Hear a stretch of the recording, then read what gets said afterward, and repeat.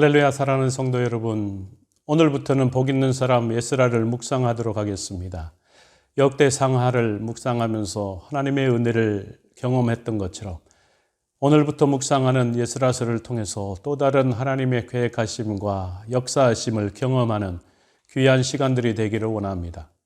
에스라는 포로 귀환 시대에 이스라엘 역사를 기록하고 있는 세 권의 역사서 가운데 첫 번째 책입니다. 특히 에스라는 제1차 포로 귀환으로부터 제3차 포로 귀환 직전까지의 약 90여 년간의 역사를 다루고 있습니다. 제2성전인 스룹바벨 성전의 건축과 에스라의 신앙개혁을 중심으로 이스라엘 회복을 통한 역사의 연속성, 인간들이 세운 체제에 불과한 이스라엘 왕국의 멸망에도 불구하고 하나님께서 택해 주신 이스라엘의 민족 자체는 하나님의 사랑과 언약에 근거하여 역사함을 강조하고 있습니다. 에스라서는 크게 두 부분으로 나눠볼 수 있습니다. 1장부터 6장까지는 세스바살과 스룹바벨 주도의 1차 포로 귀환과 예루살렘 성전 재건에 대해서 다루어 주고 있습니다. 그리고 후반부 7장부터 10장까지는 에스라 주도의 제2차 포로 귀환과 신앙 개혁에 대해 다루어 주고 있습니다. 오늘은 에스라 1장입니다.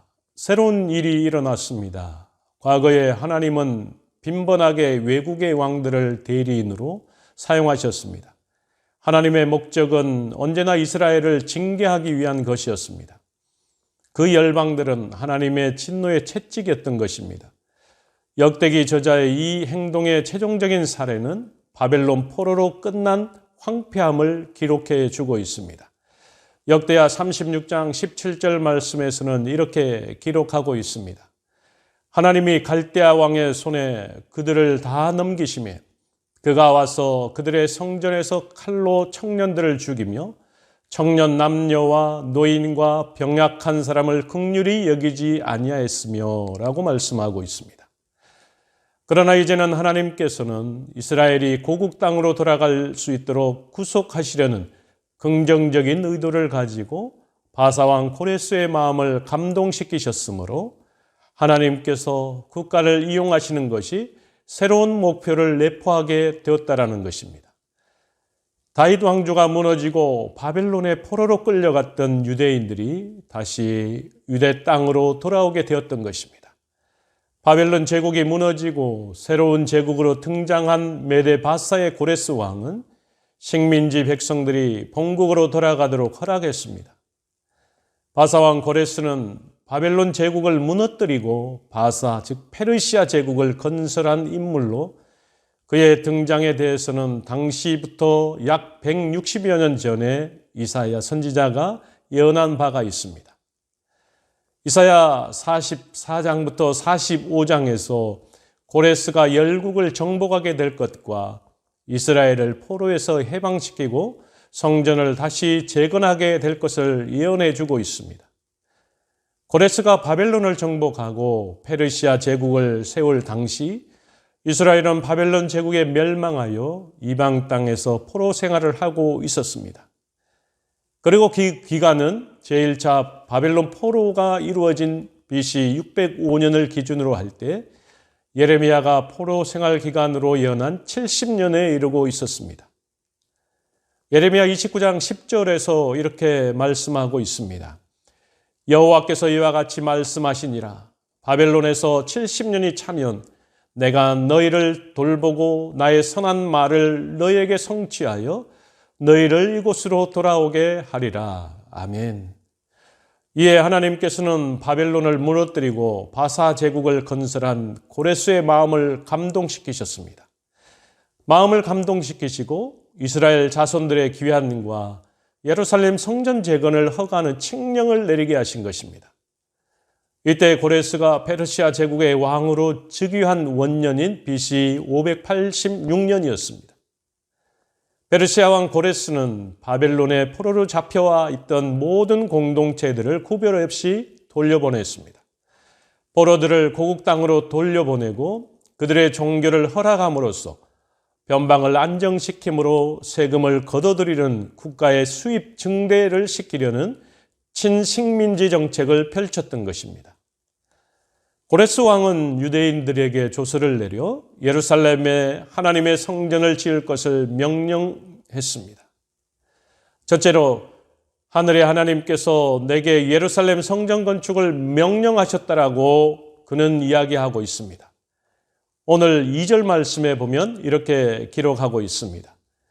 하늘의 하나님 여호와께서 세상 모든 나라를 내게 주셨고 나에게 명령하사 유다 예루살렘의 성전을 건축하라 하셨나니, 고레스가 이렇게 말하고 있습니다. 이것을 통해서 고레스는 예루살렘 성전 건축을 명령했다라는 것입니다. 아울러서 하나님께서 하늘에서 그에게 명령한 내용을 이스라엘 백성들을 통해서 이루고자 했다라는 것입니다. 두 번째로 예루살렘으로 올라가서 하나님 여호와의 성전을 건축하라 이렇게 명령했습니다. 오늘 3절 말씀에 읽어보면 이렇게 기록하고 있습니다. 이스라엘의 하나님은 참 신이시라. 너희 중에 그의 백성된 자는 다 유다 예루살렘으로 올라가서 이스라엘의 하나님 여호와의 성전을 건축하라. 그는 예루살렘에 계신 하나님이시나. 아멘. 고레스의 입술을 통해서 칙령을 내릴 때에 그의 입술을 통해서 이스라엘의 하나님은 참 신이시라고 그는 고백하고 있습니다. 어찌 보면 이스라엘 백성들을 돌려보내서 하나님 여호와의 성전을 건축하라고 말씀하신 그 하나님의 말씀을 대변하는 것처럼 보여주고 있습니다. 그리고 세 번째 명령은 이것입니다. 어느 곳에 머물러 살든지 성전 건축을 위해 예물을 드리라고 명령하고 있습니다. 오늘 4절 말씀에서 그것을 기록하고 있습니다. 그 남아있는 백성이 어느 곳에 머물러 살든지 그곳 사람들이 마땅히 은과 금과 그 밖에 물건과 짐승으로 도와주고 그 외에도 예루살렘에 세울 하나님의 성전을 위하여 예물을 기쁘게 드릴지니라 하였더라. 아멘. 이처럼 고레스는 이스라엘 백성들에게 칙령을 내려서 세 가지 계속 반복하고 있습니다. 여호와 하나님의 성전을 건축하라고 말씀하고 있고 건축하기 위해서 그들을 돌려보낸다라고 칙령을 내리고 있는 것입니다. 사랑하는 성도 여러분, 하나님께서는 예레미야를 통해 말씀하신 이스라엘 회복에 관한 예언을 이루기 위해 페르시아 왕 고레스 왕의 마음을 움직였던 것입니다. 하나님께서 약속하신 말씀은 그것이 무엇이든지 간에 정한 때에 한 채 오차도 없이 반드시 이루어진다라는 것입니다. 이사야 55장 11절 말씀에서는 내 입에서 나가는 말도 이와 같이 헛되이 내게로 되돌아오지 아니하고 나의 기뻐하는 뜻을 이루며 내가 보낸 일에 형통함이니라. 아멘. 이처럼 이사야를 통해서도 하나님의 말씀이 선포된 것은 분명히 성취되어서 다시 돌아오게 된다라고 말씀하고 있습니다. 이것이 하나님의 기쁘신 뜻이라고 말씀하고 있고 이것이 바로 내가 이루어야 될 형통한 일이라고 말씀하고 있는 것입니다. 사람은 약속을 수시로 바꾸기도 합니다. 한계를 지니고 있고 환경이 급변하면 약속을 지킬 수도 있고 약속을 지킬 수 없을 때도 있는 것입니다. 마음이 변하거나 의지가 약해서 약속을 지키지 못하는 경우가 사람의 대다수입니다. 그러나 하나님께서는 전능하신 분이시므로 어떤 환경에서도 하나님의 의지를 막을 수 없는 것입니다. 그러므로 그 기한이 차면 반드시 성취되어지는 것입니다. 하나님께서 우리에게 약속한 것은 분명히 이루어지므로 우리는 조급해하지 말아야 될 줄로 믿습니다. 하나님께서는 말씀하신 대로 이스라엘 회복시키기 위해서 고레스를 세우셨습니다. 그를 통해 조서를 내려 역사적으로 유래를 찾아보기 어려울 놀라운 조치를 취하셨던 것입니다. 우리는 이 사실 앞에서 다시 한번 하나님의 말씀에 대한 절대적인 신뢰감을 가져야 할 줄로 믿습니다.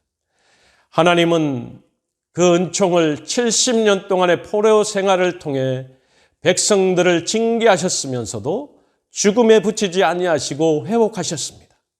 그들과 함께 하셨고 그들 가운데 계셨고 그리고 그들의 머리 위에 계시면서 그들을 두 번째 기회로 이끌고 가셨던 것입니다.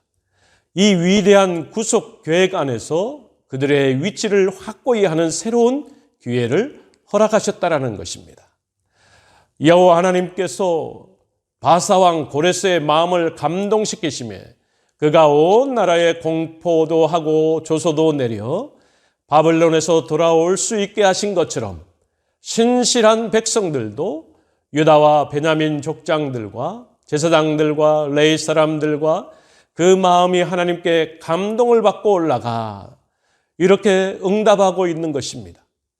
바벨론 70년 포로 시대가 거의 끝나가고 있을 무렵 하나님께서는 고레스를 통해서 칙령을 내렸습니다. 고레스의 귀한 칙령이 내려진 뒤부터 약 1년이 지난 뒤 제1차 포로 귀환이 이루어졌던 것입니다. 제2의 출애굽이라고 할 수 있을 만큼 놀라운 사건으로서 하나님의 강력한 섭리에 의해서 이루어졌다라는 것입니다.